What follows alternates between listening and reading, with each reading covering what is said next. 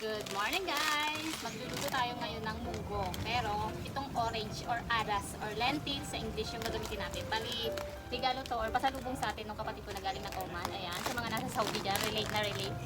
Ito, gagawin nating munggo. Sobrang sarap nito guys. So tara, luto na tayo. Konti lang, sobrang dami nito. And ang healthy rin nito guys. Kaya kung kayo ay nasa Saudi, pwede kayo magkunin nito. Tapos yung dates, sobrang sarap. Maglagay tayong kaunti. Uhugasan ko. Hindi ko na ito papalambutin or ilalaga muna kasi mabilis naman itong lumambot kasi maliliit lang siya. So, kunti lang kasi kunti lang naman kami. Sama na siguro ito. Babad ko lang muna sa tubig tapos magigisa na tayo dito ng ating sibuyas bawang.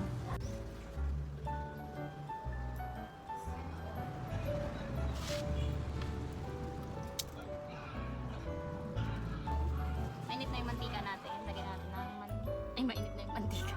Mainit na yung kawali. Kunti lang. Ayun, ano hana? Nagigisa na ako.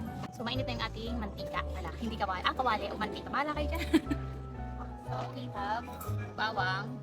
Ayan natin yung sibuyas at bawang. Sarap na yan. Para hindi pa kayo nakatikit ng ganito. Para din kasi ang lasa ng munggo. Kaya yung way ng pagluluto natin. Para din sa munggo. Lalagyan din natin yan mamaya ng malunggay, sili, tapos kukuha tayo sa likod ng alokbati para meron pa. Lagi kasing sa yung alokbati, masarap kasi yun yun. Kaya lagi kong nasasaid. Hindi tuloy dumadami. Meron pa siguro kahit konti pa tayo. Lagyan na natin yung kamatis.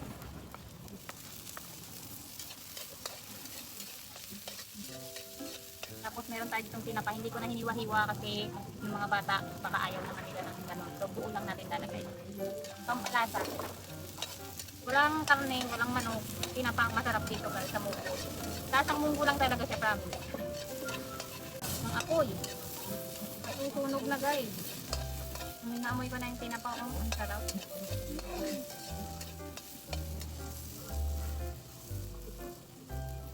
So, pag okay na, pwede na natin ilagay itong ating adas. Pati tubig isama ko.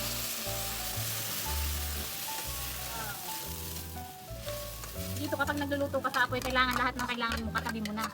Kasi ang apoy hindi natin control. Mapapalakas, mapapahina. So kailangan tuloy-tuloy ang pagluluto mo pag nasa apoy ka. Pag hindi ay nako, sunog ang niluluto mo pag papasok ka pa dun sa bahay para kunin yung mga kailangan. So i-prepare mo na lahat, katabi mo na lahat. Kasi nasa labas tong lutuan namin ng apoy guys. So ayan, dagdagan ko lang ng tubig. Tapos lagyan natin ng mga pampalasa. Tapos kuluin lang natin yan.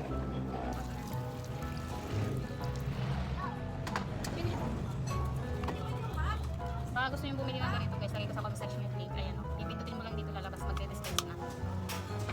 Pati yung ating magic sarap guys, dito ko rin nilalagay. Ayan, mas madaling mag-dispense, diba? Hindi titigas yung magic sarap sa loob. So, ito yung alokbati namin.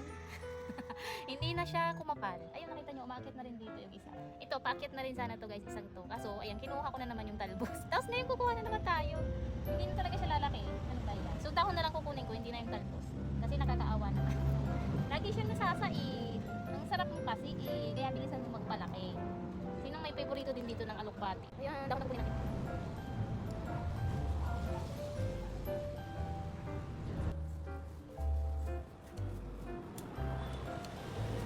Meron pa dito guys. Ang daming sili. Kuha pa tayo, konti pa tuwid.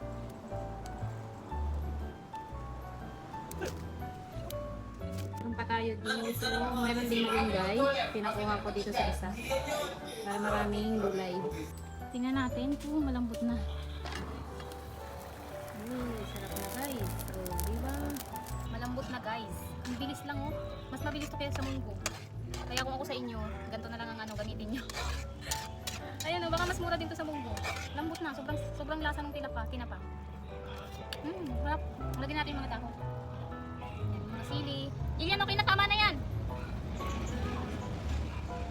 Lagyan na natin. Huwag mo nang ubusin, tama na yan. Sarap. Okay na. Ito na yung ating kalunggay. Dito sa Bicol guys, kalunggay ang tawag. Hala, ang pangit pala nung kinuha mong kalunggay. Bubo, pato ah. Ayan o, tingnan nyo naman. Tingnan na yan.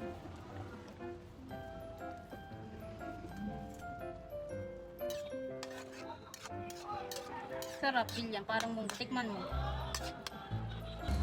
Yung lasa guys, parang munggo talaga. Ayan na siya. Finish na. Magpiprito naman ako ng isda. Magprito tayo ng isda naman. Tigdadalawa kami. Bali, 4 kami dahil wala naman ngayon si Mr. May trabaho. Uy, ang dami ka na. Puro uling na tayo dyan. Ayan o. Ay, naglalagay ako nito para iwas sunburn. Alam niyo naman. Sayang ng sabon. So, ayan, mura lang naman yan. Hindi siya mainit guys. Kahit nakaganito ka dahil yung braso lang naman natatakpan niya. So, ayan, para sa mga girls dyan na takot umitim. Ano kaya ito? Mainit na? Wow, mainit na nga. Wow.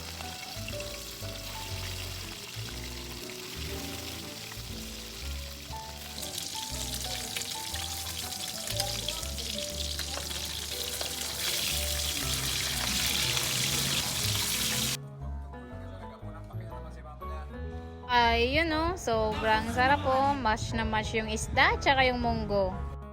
Dumating nga yung kapatid ko guys, kaya naman niyaya na rin namin na sabay-sabay nang kumain at nagdala na rin ng mga kanin nila at ulam dito. Tinikman din yung ating ulam na adas, yung galing ng Saudi. Sabi nga nila ay lasang munggo daw. Wala naman talaga guys pinag-iba. Parehong-pareho talaga yung lasa nila. At hanggang dito na lang ang video natin. Susunod ulit. Maraming salamat sa panonood. Bye!